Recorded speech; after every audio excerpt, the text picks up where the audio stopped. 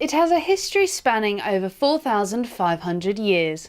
Millions of visitors come to see it every year and is regarded as one of the UK's most iconic ruins. But Stonehenge hasn't always been open to the public. Right up until only 100 years ago, in 1918, it was privately owned.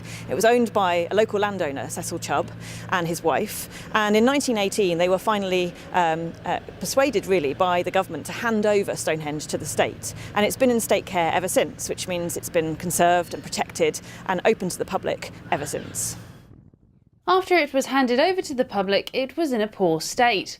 Over the next 10 years, conservation work was carried out to restore and preserve the stones. And for the first time, excavation work was also carried out to find out more about the site.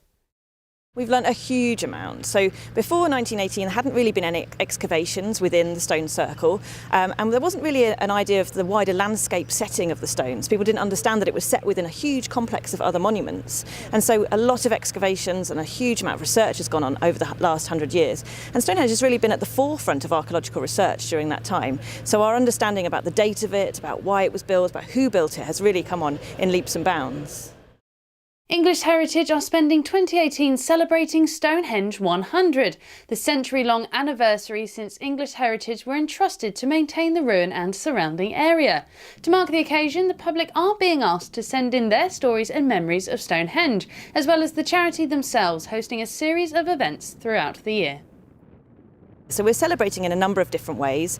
We've got an event happening on the weekend of the 10th and 11th of March, which is about an experimental archaeology event, a really fun event people can get involved in, where we're going to be trying to remove and raise a stone. And then later in the year, we're going to be opening a new exhibition in our temporary space here in the galleries at Stonehenge. And that's going to be a collaboration with the British Museum, so that will be a really exciting exhibition. And a whole number of events which will be happening around October, which is when the actual gift took place.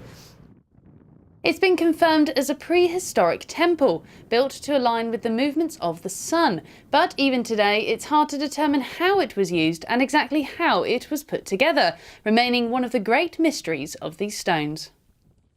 I mean, we're always learning about Stonehenge. We're learning in lots of new ways. Radiocarbon dating, scientific analysis of pottery, all kinds of new evidence comes forward all the time. But actually getting to the idea of what exactly took place there is going to be really tricky. But it's also one of those things that it's mysterious. It's really a symbol of sort of prehistoric ingenuity, and it gives us a sense of a completely other world that's a bit lost to us now. And I think people come here and like to step outside the real modern world and just come and have a look at something that's just really, really old. Cara Digby, That's TV.